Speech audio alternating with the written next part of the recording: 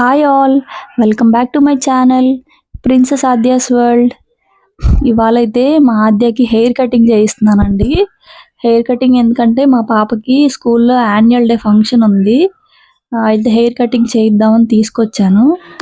కానీ ఇక్కడ వీళ్ళైతే ఏమన్నారంటే హెయిర్ కటింగ్ వద్దండి, యాన్యువల్ డే ఫంక్షన్ కదా, ఒకవేళ కటింగ్ కనుక పాపకు సూట్ అవ్వకపోతే ఫేస్ పాడవుతుంది, అందుకని మీరు హెయిర్ స్ట్రైట్నింగ్ చేయించుకోండి, నీట్గా ఉంటుంది అని సజెస్ట్ చేశారు. ఇవాళకి ఇలాగే చేయించండి అని చెప్పారు. ఇంక సరే వాళ్ళకి బాగా ఎక్స్పీరియన్స్ ఉంటుంది కదా అని హెయిర్ ఐరనింగ్ అంటండి, నేను ఎప్పుడు చేయించలేదు, నేను కూడా ఎప్పుడు చేసుకోలేదు. ఇంక వీళ్ళు సజెస్ట్ చేశారని చేయించానండి. కానీ హెయిర్ ఇలా చేయించడం వల్ల ఏంటంటే బాగా లెందీగా అనిపించింది అనమాట. పాపకి కొంచెం హెయిర్ కర్లీ హెయిర్, మనం ఎన్నిసార్లు దువ్వినా కానీ అంటే కొంచెం వాల్యూమ్ ఎక్కువలాగా అనిపిస్తుంది. అందువల్ల డిసడ్వాంటేజ్ ఏంటంటే గాలి వచ్చిందంటే హెయిర్ మొత్తం చెదిరిపోతుంది అనమాట. అంటే మేము ఇక్కడ నుంచి రెడీ అయ్యి వెళ్ళి, అంటే యాన్యువల్ డే ఫంక్షన్ కొంచెం దూరంగా పెట్టారు ఆడిటోరియంలో, అది కొంచెం దూరం అనమాట. అందుకని కొంచెం నీట్గా చేయిద్దాం హెయిర్ అన్నట్టు తీసుకెళ్ళాను నేను. కానీ చేయించిన తర్వాత మాత్రం నాకు చాలా అంటే చాలా సాటిస్ఫాక్షన్ అనిపించిందండి. కానీ పిల్లలకి ఇలాంటివి అంత మంచిది కాదు, కానీ ఎప్పుడో ఒకసారి కదండి, ఇంకా యాన్యువల్ డే అంటే ఇయర్లీ వన్స్ ఒక్కసారే వస్తుంది కదా, ఇంకా అందులో డ్యాన్స్ పర్ఫార్మెన్స్ ఉందని నేను ఇలా చేయించాను. కానీ మా పాప అయితే అస్సలు కదలలేదండి, అసలు అలా బొమ్మలాగా కూర్చొని అంత బాగా చేయించుకుందో. అసలు బ్యూటీ పార్లర్లో వాళ్ళందరూ ఆశ్చర్యపోయారు, ఎంత చక్కగా చేయించుకుందో అసలు మీ పాప. జనరల్గా అంత సైలెంట్గా ఎవరు కూర్చోరంట ఆ ఏజ్ పిల్లలు. మా పాప చూడండి అసలు ఎంత హ్యాపీనెస్సో దానికి. ఇలాంటివంటే మా పాపకి చాలా అంటే చాలా ఇంట్రెస్ట్ అండి. అయిపోయిన తర్వాత నేనైతే ఇంట్లో కేఎఫ్సి చికెన్ చేశానండి. అంటే ఇది ముందు చేశాను, తర్వాత హెయిర్ కటింగ్కి వెళ్ళాను. అయితే కేఎఫ్సి చికెన్ ముందు రోజు నైటే మ్యారినేట్ చేసి పెట్టేశాను అనమాట. సాల్ట్ వేసి నేను ముందే మ్యారినేట్ చేసి పెట్టేశాను. తర్వాత కారము, ఆనియన్ పౌడర్ ఒక స్పూను, గార్లిక్ పౌడర్ ఒక స్పూను వేసాను. గార్లిక్ పౌడర్ వేసిన తర్వాత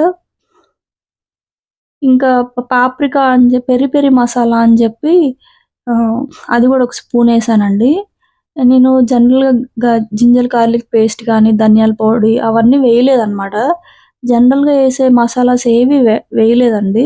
కొంచెం వెరైటీగా ట్రై చేద్దామని ఇలా ట్రై చేస్తున్నాను. కానీ యాజ్ ఇట్ ఈస్ కేఎఫ్సీలో టేస్ట్ లాగే వచ్చిందండి. ఈ onion powder, garlic powder, peri peri masala use చేయడం వల్ల యాజ్ ఇట్ ఈస్ కేఎఫ్సీ లాగే టేస్ట్ అనిపించింది. మా వారైతే ఇంకా అసలు కేఎఫ్సీకి వెళ్ళొద్దు, మనం ఇంట్లోనే చేసుకుందాం అన్నారు. కానీ ఇంట్లో ఎక్కువ ఇలాంటి రెసిపీస్ చేస్తే కనుక మనం బుక్ అయిపోతామండి. అందులో ఈ ఎండాకాలం వంట చేస్తుంటే చెమటలు వచ్చేస్తున్నాయి బాగా ఫుల్గా. కానీ వీళ్ళేమో ఇంకా బయటకెళ్ళి ఎందుకు తినట్లేదంటే, నేను మొన్న ఒక రెస్టారెంట్కి వెళ్ళినప్పుడు ఒక బొద్దింక చూశానండి రెస్టారెంట్లో. అంటే ఆర్డర్ చెప్పలేదు అప్పటికి, వెళ్ళి నిల్చున్నాను. వాళ్ళు షోలో అన్నీ పెట్టారనమాట, దోశ అలాంటివన్నీ వాళ్ళ దగ్గర ఏమేమి ఐటమ్స్ ఉంటాయో అక్కడ డిస్ప్లే లాగా పెట్టారు. అందులో ఒక బొద్దింక కనిపించిందండి. ఇంకా నాకు అప్పటి నుంచి రెస్టారెంట్ అన్న మాట నేను అసలు ఎత్తట్లేదు, నాకు భయం వేస్తుంది అసలు రెస్టారెంట్ అంటే. అందుకే అన్నీ ఇంట్లోనే చేసుకుంటున్నాం. ఇంకా ఆల్మోస్ట్ 15 days ఆ పైన అయిపోయిందనమాట. ఇలా అయితే మ్యారినేట్ చేసి పెట్టేయండి, ఓవర్ నైట్ మ్యారినేట్ చేసి పెట్టేశాను నేను. పెట్టేసిన తర్వాత ఇది పక్క రోజు అనమాట.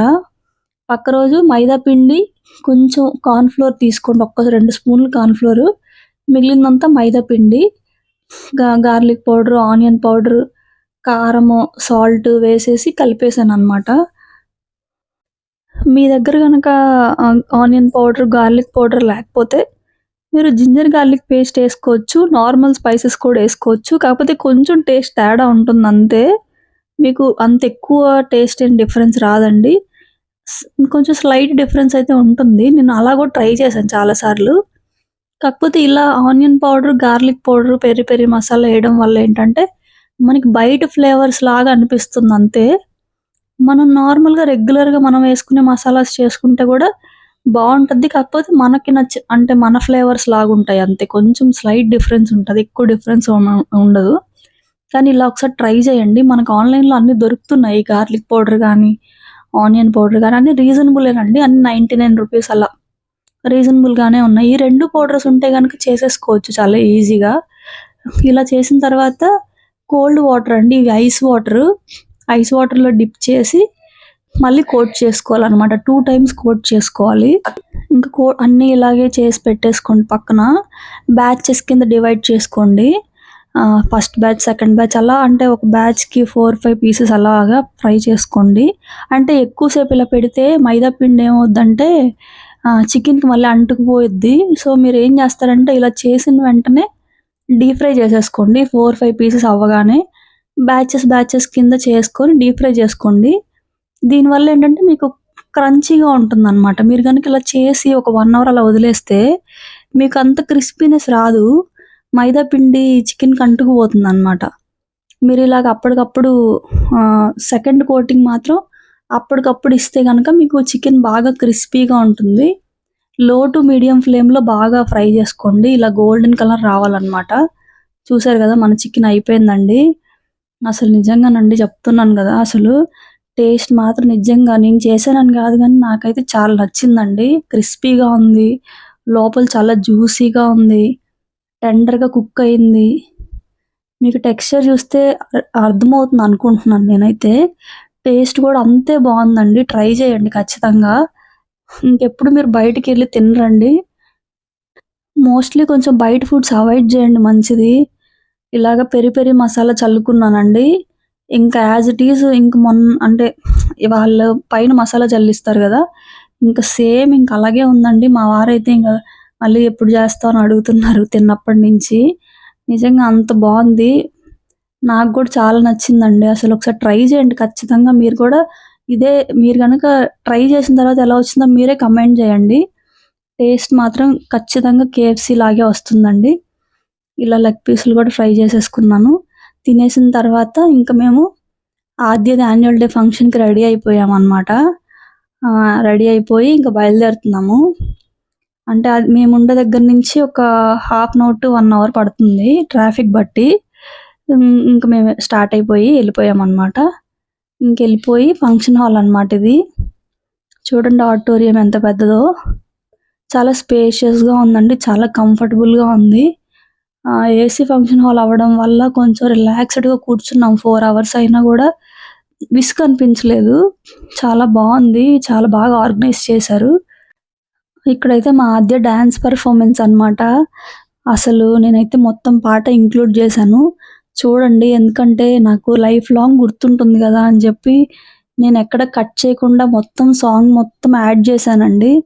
ఎప్పటికైనా ఈ వ్లాగ్ నేను చూసుకోవచ్చు కదా! ఫ్యూచర్‌లో నా పాప డాన్స్ ఎప్పటికైనా ఉంటుందని చెప్పి నేనెక్కడ కట్ చేయలేదు. చూడండి మా పాప ఎంత డాన్స్ చేస్తుందో. అంటే ఎవరికైనా వాళ్ళ పిల్లంటే కొంచెం ఎక్కువ ప్రేమ ఉంటుంది. కానీ ఫస్ట్ పెర్ఫార్మన్స్ అండి మా పాపది.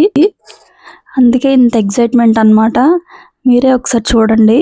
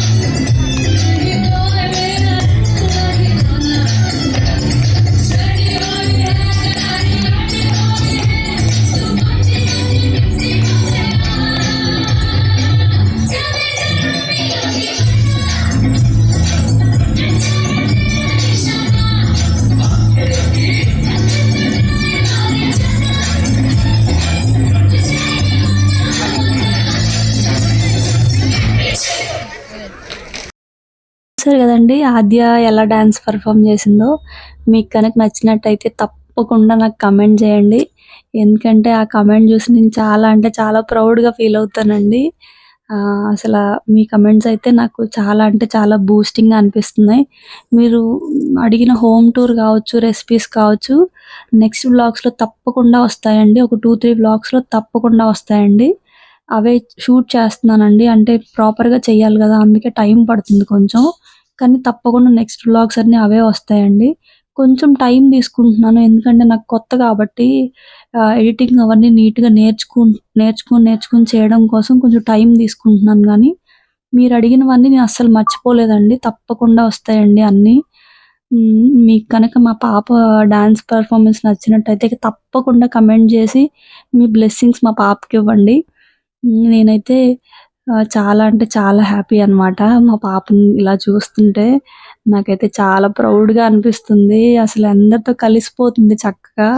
పెద్దవాళ్ళకి రెస్పెక్ట్ ఇస్తుంది. చక్కగా మాట్లాడుతుంది. అసలు నేనైతే చాలా అంటే చాలా హ్యాపీ ఆ రోజు. ఇది ఆడిటోరియం ఫుల్ అనమాట. మీరిప్పటి వరకు నా వీడియో చూసారు గదండీ!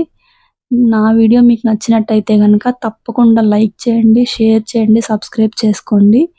Thanks for watching.